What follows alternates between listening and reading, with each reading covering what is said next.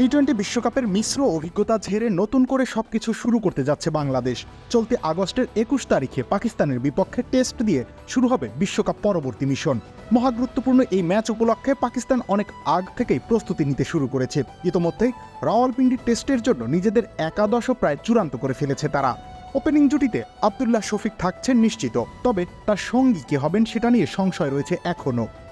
দুই তরুণ সাইম আয়ুব এবং মোহাম্মদ হুরায়রার মধ্যে যে কোনো একজন সুযোগ পাবেন। ৩, ৪ ও ৫ নম্বর অবশ্য চূড়ান্ত। বাবর আজম, শান মাসুদ এবং সৌদ শাকিল যথাক্রমে থাকবেন এসব পজিশনে। উইকেট রক্ষক হিসেবে মোহাম্মদ রিজওয়ান যে কোনো দিনেই প্রথম পছন্দ। এছাড়া অলরাউন্ডার হিসেবে আগা সালমান, অর্থাৎ একটা স্পট বাদ দিলে পাক ব্যাটিং লাইন আপ কেমন হবে তা বোঝাই যাচ্ছে।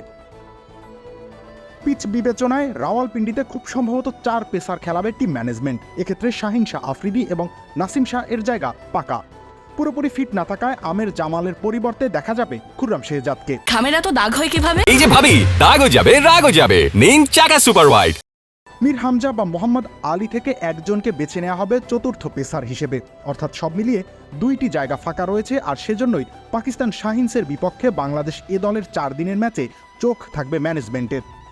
টেস্ট স্কোয়াডে আছেন এমন ক্রিকেটারদের মধ্যে কামরান গোলাম, মীর হামজা, সাইম আয়ুব, মোহাম্মদ হুরায়রা, মোহাম্মদ আলী, সরফরাজ আহমেদ খেলবেন এই টেস্টে। এদের মধ্যে মোহাম্মদ আলী, মীর হামজা, সাইম আয়ুব এবং মোহাম্মদ হুরায়রাকে রাখা হবে ম্যাগনিফাইং গ্লাসের নিচে। ভালো পারফরমেন্স করলেই তারা সরাসরি পেয়ে যাবেন রাওয়ালপিন্ডি টেস্টের টিকিট। রবিউল ইসলাম রানী, খেলা ৭১।